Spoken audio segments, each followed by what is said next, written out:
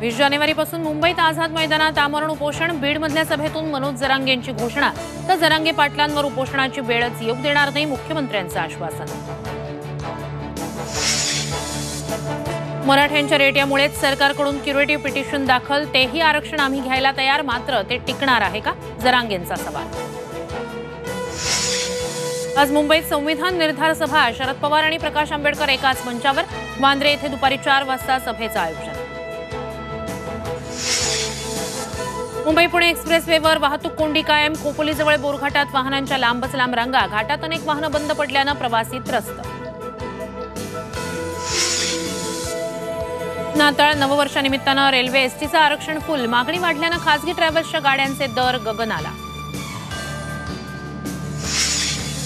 मध्य harbour रेल्वेवर mega block. तांत्रिक कारणासाठी माटुंगा ते मुलुंड दरम्यान, तर हार्बरवर पनवेल ते वाशी दरम्यान ब्लॉक.